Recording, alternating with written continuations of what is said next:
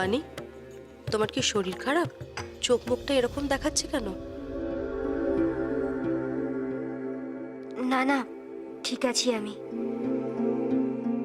না, রাতে কি ঘুম হয়নি ভালো?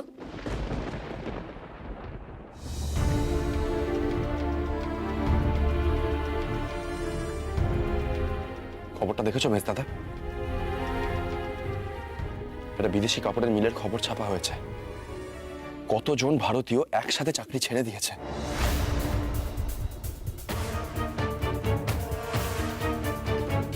চাকরি ছেড়ে দিয়েছে? হ্যাঁ মেজ দাদা, এটাও কি কম সাহসের কথা বলো? মানুষ যদি প্রতিদিন এইভাবেই বুঝিয়ে দিতে থাকে যে ব্রিটিশদের তারা কোনোভাবেই সাহায্য করবে না, তাহলে কিন্তু সাফল্য খুব দূরে নয়। দেশের মানুষ জেগে উঠছে সুবি। হ্যাঁ মেজ দাদা, মানুষগুলো কতই বা মাইনে পেত বলো তো? এখন চাকরি ছেড়ে দিয়ে তাদের তো না খেতে পাওয়ার অবস্থা হবে, কিন্তু তাও তারা করে দেখালো। পিসিমা সেদিন বলছিলেন না, আমরা ছোটবেলা থেকে না চাইতেই সবকিছু পেয়ে গেছি বলে এত সহজে বিদেশি দ্রব্য বর্জন করতে পারছি।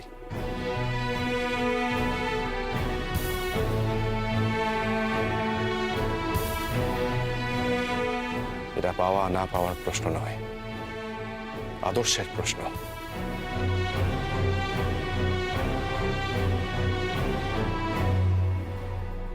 সুভাষ ঠিক কথা বলেছে।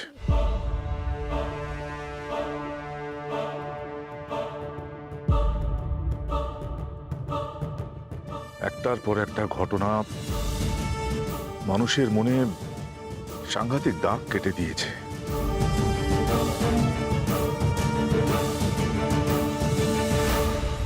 এতে কিন্তু তোর দায়িত্ব বাড়ছে সুবি।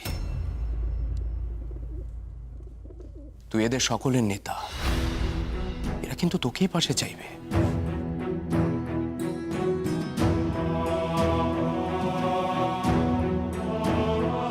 আর এটা শুধু বাংলায় নয়, এই আন্দোলন সারা দেশে এক সুরে বাঁধতে হবে।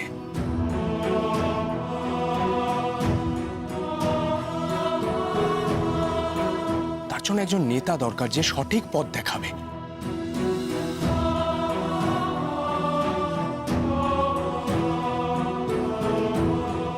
একশোভি, ঋষি অরবিন্দের চলে যাওয়া বল, যতীন্দার মৃত্যু বল, আরো নানান রকম ঘটনায় বারবার আমাদের আন্দোলনে মানুষ বিচ্যুত হয়েছে সঠিক নেতৃত্বের অভাবে।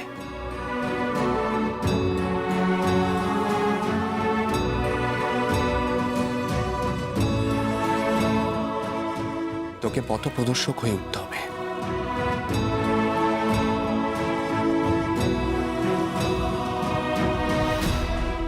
এই আন্দোলনের পথ থেকে মানুষকে সরে যেতে দিলে চলবে না সুবি।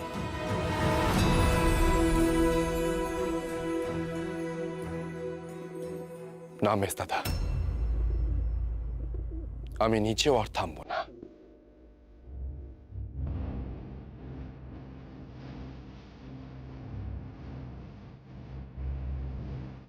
আর কোনো অবস্থাতেই স্বাধীনতার এই আন্দোলনকে আমি থামতে দেব না।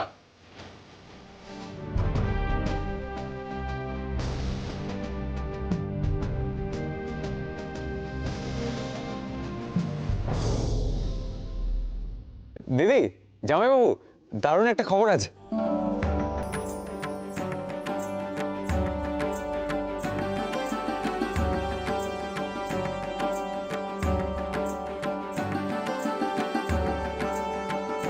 কি এমন খবর ছোট মামা যে তুমি একেবারে মিষ্টি হাতে হাজির হলে? ওই বিদেশি একটা কাপড়ের মিলে আমি ম্যানেজার হিসেবে চাকরি পেয়েছি, বেশ ভালো বেতন।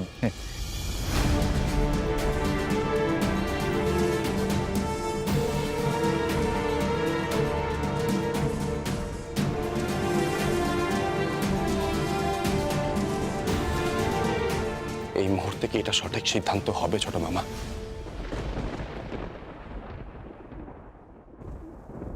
কেন? একটা চাকরি করবো, এর মধ্যে সঠিক বেটিকের কি আছে সুবি? নে নে, মিষ্টি খা। গোটা দেশ জুড়ে বিদেশি কাপড় বর্জন চলছে।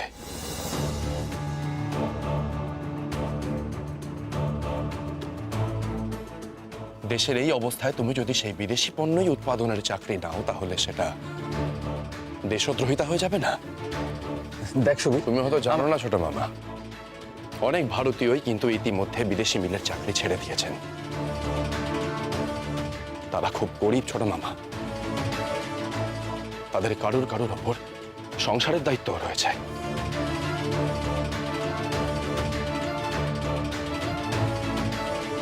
তাও তারা তাদের চাকরি স্বেচ্ছায় ছেড়ে দিয়েছে শুধুমাত্র দেশের কথা চিন্তা করে।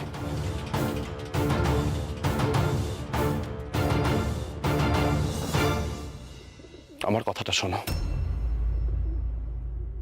এই চাকরি তুমি নিও না।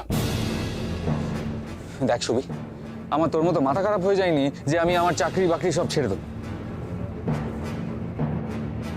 মাথা খারাপ?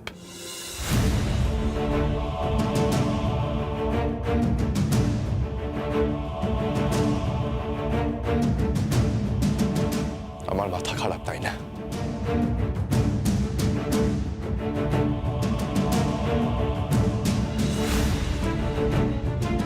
তার মানে তুমি বলতে চাইছো যারা যারা আমার মতো দেশের কথা চিন্তা করে, যারা যারা আমার মতো দেশকে ভালোবাসে, তাদের প্রত্যেকের মাথা খারাপ?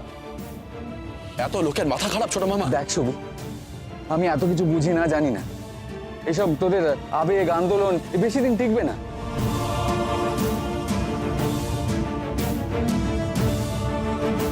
লোকে হুজুগে মেতে উঠেছে, মেতে উঠুক। এইসব হুজুগে পড়ে আমি আমার ফিউচার, আমি আমার জীবন অনিশ্চিত করতে পারবো না। আই এম সরি, আমি এই চাকরিটা করব। বেশ, তাহলে আমিও দেখব কবে তুমি তোমার সাধের কোট প্যান্ট ছেড়ে খদ্দর পড়াও। টেক ইউর টাইম ছোট মামা, আমি অপেক্ষা করব।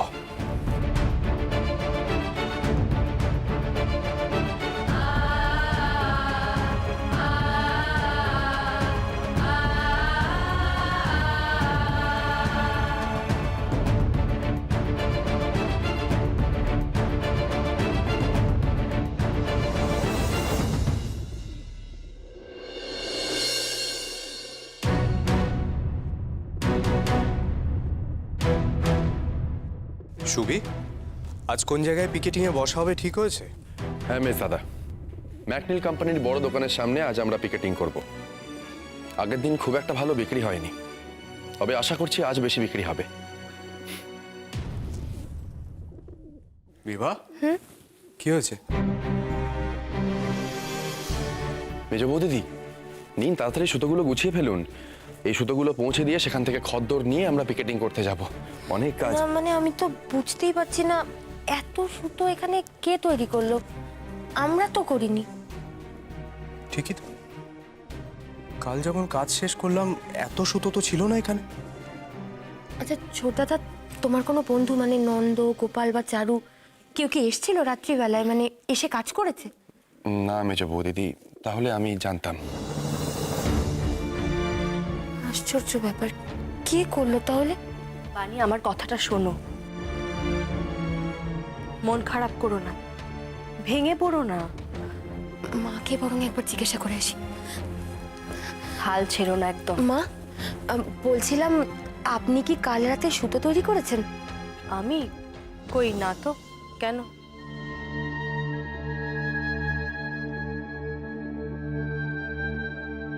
না মানে আমরা এসে দেখছি এখানে এত সুতো তৈরি হয়ে আছে, অথচ আমরা কেউই করিনি, তাই ভাবছিলাম।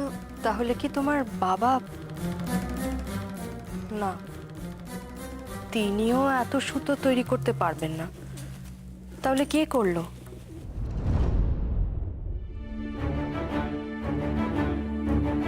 আপনার চোখ মুখ আজ একটু বেশি উজ্জ্বল দেখাচ্ছে।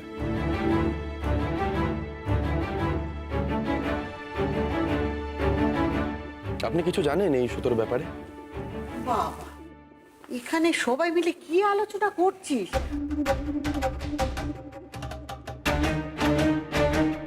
কোনো সমস্যা হয়েছে নাকি? বানি, তুই আবার এদিকে এসেছিস?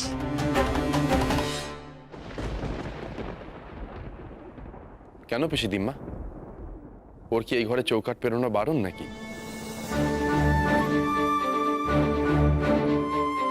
সুবি, তুই আজকাল সব কথাতে বড্ড বেঁকিয়ে বেঁকিয়ে কথা বলিস, জানিস?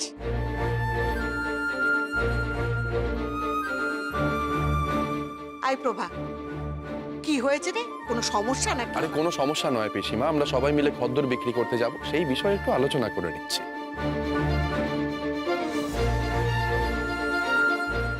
ও, তুইও কি ওদের সাথে চললি নাকি বানি? এদিকে দিদি বলছিল তুই নাকি কাল সারা রাত ঘুমোসনি।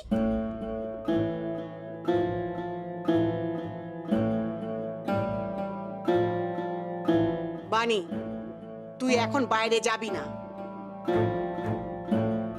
তোর বাবা তোকে নিয়ে যে নতুন করে চিন্তা শুরু করেছে, সেটাকে মাথায় রেখে যা করার করিস, এ আমি বলে দিলাম।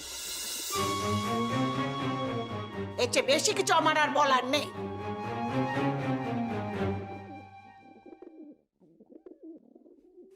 মা, আমরা আসছি, ফিরতে দেরি হলে চিন্তা করো না।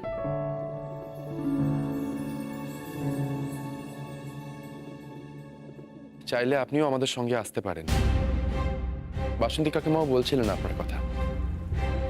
বাবা মশাই থাকলে হয়তো আমি যেতে পারতাম না।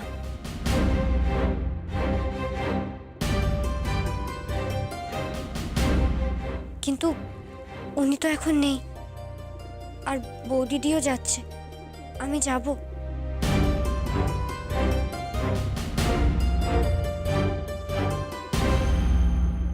আমি এক্ষুনি আসছি।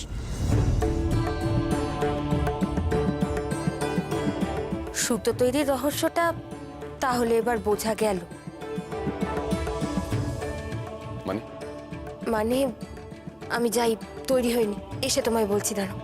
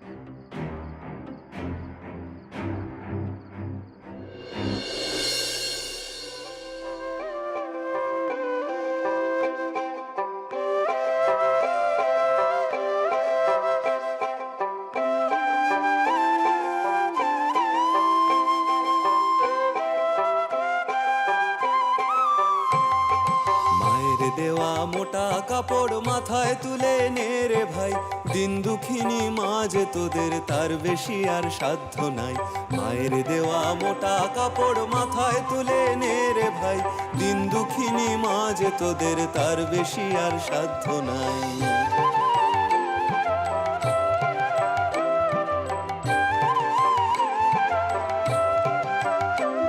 ওই মোটা সুতোর সঙ্গে মায়ের অপার স্নেহ দেখতে পাই, ওই মোটা সুতোর সঙ্গে মায়ের অপার স্নেহ দেখতে পাই। আমরা এমনি পাষাণটাই ফেলে ওই পরের দরে ভিক্ষে চাই, এমনি পাষাণটাই ফেলে ওই পরের দরে ভিক্ষে চাই। মায়ের দেওয়া মোটা কাপড় মাথায় তুলে নে রে ভাই, দিন দুঃখিনী মা যে তোদের তার বেশি আর সাধ্য নাই, দিন দুঃখিনী মা যে তোদের তার বেশি আর সাধ্য নাই।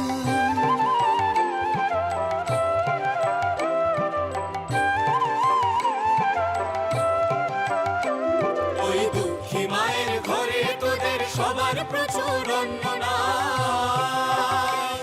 ওই দুঃখী মায়ের ঘরে তোদের সবার প্রচুর অন্ন নাই, তবু তাই বেঁচে কাজ সাবান মোজা কিনে করলি ঘর বোঝাই, তাই বেঁচে কাজ সাবান মোজা কিনে করলি ঘর বোঝাই।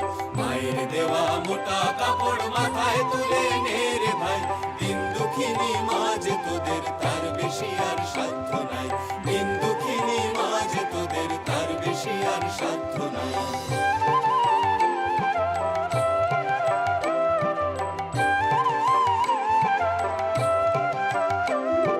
হায় রে আমরা মায়ের নামে এই প্রতিজ্ঞা করব ভাই, হায় রে আমরা মায়ের নামে এই প্রতিজ্ঞা করব ভাই।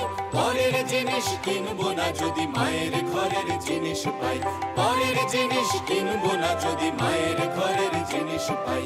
মায়ের দেওয়া মোটা কাপড় মাথায় তুলে নে রে ভাই, দিন দুঃখিনী মাঝ তোদের তার বেশি আর সাধ্য নাই, দিন দুঃখিনী মাঝ তোদের তার বেশি আর সাধ্য নাই।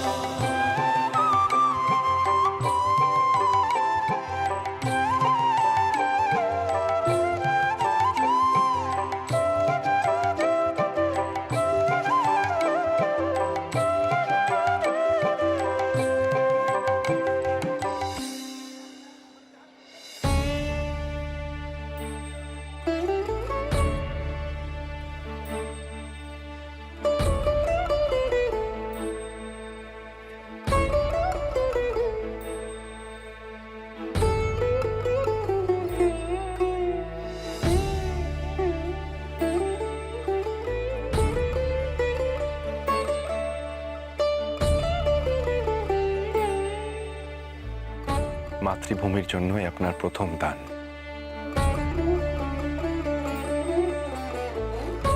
এতদিন আপনি শুধু নিজের স্বাধীনতার ব্যাপারে চিন্তা করতেন, আজ দেশের স্বাধীনতার কথা ভেবে কেমন লাগছে আপনার?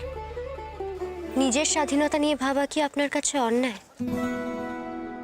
দেখুন, ন্যায় অন্যায়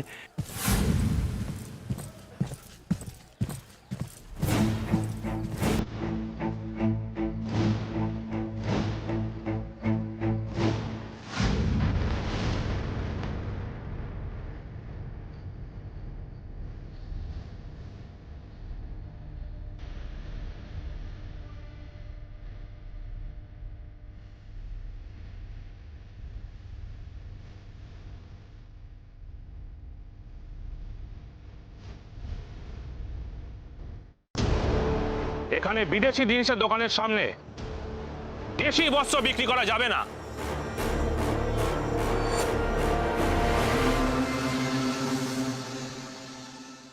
জায়গাটা ফাঁকা করে দাও, আর না হলে আমি কিন্তু আগুন ধরিয়ে দেব। তখন বুঝবে যে বিলিতি জিনিস পুড়িয়ে খাদি পোশাকের উপর প্রেমের কি মহত্ব।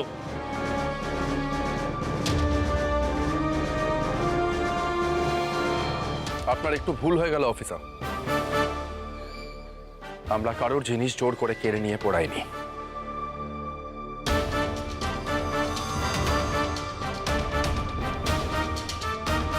নিজেদের উপার্জিত অর্থ দিয়ে কেনা বিলিতি পোশাক পরিয়েছি।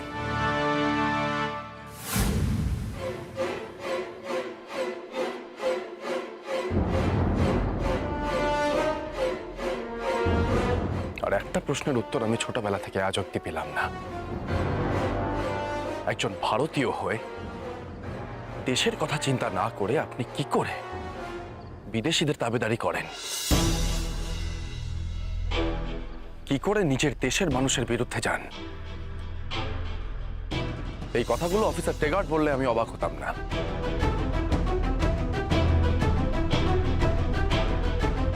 কিন্তু আপনি কেন? কি লাভ নিজেদের মধ্যে বিদ্বেষ বাড়িয়ে? সে জবাব আমি তোমায় দেব না।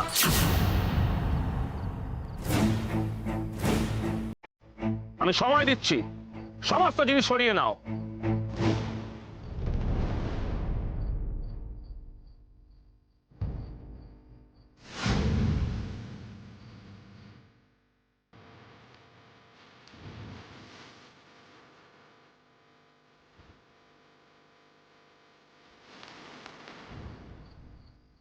আর আরেকটা কথা, এই মোটা সুতোর দামি বস্ত্র বিক্রি করে তুমি কি এমন মহান কাজ করছো হে? মোটা হোক পাতলা হোক আমাদের দেশের কাপড়।